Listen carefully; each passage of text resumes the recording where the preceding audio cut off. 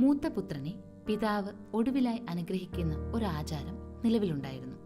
പിതാവിന്റെ മരണശേഷം അവന് പിതൃസ്വത്തിന്റെ 2/3 ഭാഗം ലഭിക്കും. കുടുംബത്തിന് വേണ്ടി സുപ്രധാന തീരുമാനങ്ങൾ എടുക്കുന്നതും ഈ മൂത്ത പുത്രനായിരിക്കും. ഇതൊക്കെയായിരുന്നു മൂത്ത പുത്രന്റെ അവകാശം. അങ്ങനെയിരിക്കെ റിബേക്ക 2 പിഞ്ചോമനകൾക്ക് ജന്മം കൊടുത്തു. ആ ഇരട്ടകളിൽ ഒന്നാമൻ ശരീരമെല്ലാം ചെമ്പിച്ച രോമങ്ങൾ ഉള്ളവനായിരുന്നു. രോമമുള്ളവൻ എന്ന അർത്ഥത്തിൽ ഏശാവ് എന്ന് അവന് പേരിട്ടു. അവന്റെ കുതികാലിൽ പിടിച്ചുകൊണ്ടാണ് രണ്ടാമൻ പുറത്തു വന്നത്. യാക്കോബ് എന്ന് അവന് പേര് നൽകി. കൗശലക്കാരൻ എന്നാണ് അതിനർത്ഥം. അവർ ജനിച്ചപ്പോൾ ഇസഹാക്കിന് 60 വയസ്സുണ്ടായിരുന്നു. കുട്ടികൾ ഇരുവരും വളർന്നു. നായാട്ടിലായിരുന്നു ഏശാവിന്റെ കമ്പം.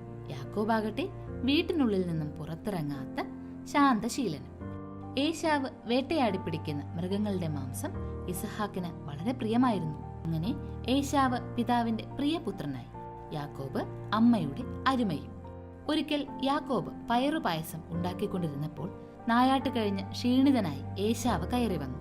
എനിക്ക് നന്നായി വിശക്കുന്നു, അല്പം പായസം തരൂ, ഏശാവ് ആവശ്യപ്പെട്ടു. തരാമല്ലോ, യാക്കോബ് പറഞ്ഞു. പക്ഷേ ഒരു കാര്യം, പകരം എനിക്ക് ജ്യേഷ്ഠാവകാശം നൽകണം. വിശന്ന് ചാകാറായ എനിക്ക് എന്തിനീ അവകാശങ്ങൾ? പായസമാണ് എനിക്കിപ്പോൾ ആവശ്യം, ഏശാവ് പറഞ്ഞു. അവകാശങ്ങൾ തരുന്നതായി ആദ്യം ഉറപ്പു നൽകൂ, യാക്കോബ് വീണ്ടും ആവശ്യപ്പെട്ടു. അപ്പോൾ ഏശാവ് തന്റെ ജ്യേഷ്ഠാവകാശം യാക്കോബിന് നൽകുന്നതായി ഉറപ്പു നൽകി. ഉടൻ തന്നെ യാക്കോബ് ഏശാവിന് അപ്പവും പായസവും നൽകി.